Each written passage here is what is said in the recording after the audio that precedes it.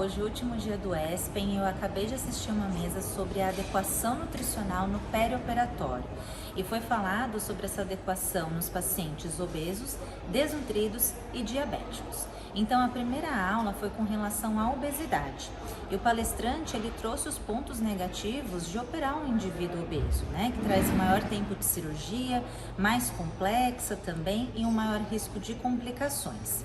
Ele trouxe bastante sobre as recomendações do ERAS para cirurgia bariátrica, que uma delas, inclusive, é a perda de peso de 2 a 4 semanas antes da cirurgia, fazendo então a dieta com muito baixo teor de carboidrato, 800 calorias por dia, ou a dieta com baixo teor de carboidrato de 1.000 a 1.200 calorias por dia.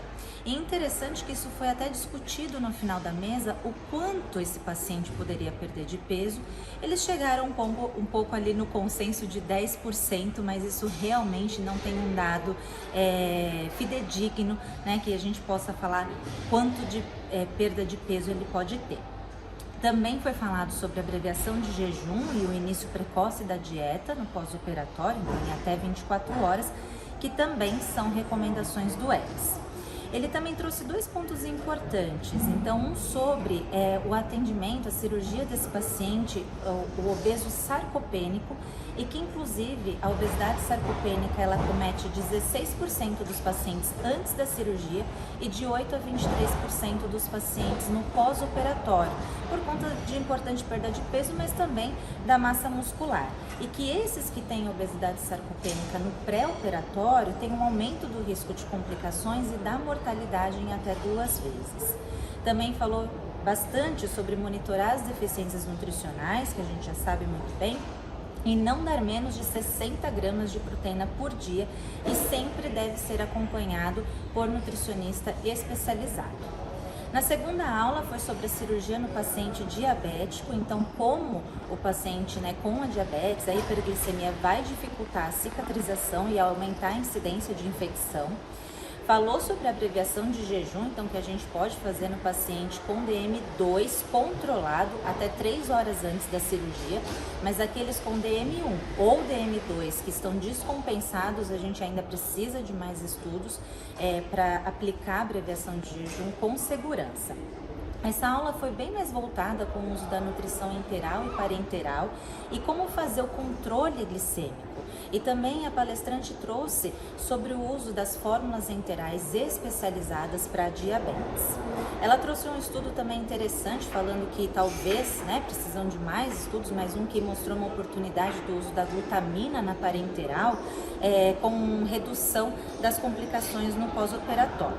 E finalizou a aula falando sobre os benefícios do uso da bomba de insulina e de monitores de glicemia mais modernos, mesmo nos pacientes hospitalizados.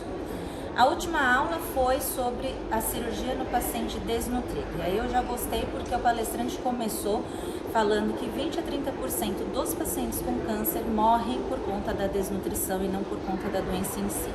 Mas um dado interessante é que ele falou que apenas 20% dos cirurgiões fazem algum tipo de rastreamento nutricional para poder indicar o paciente para um nutricionista.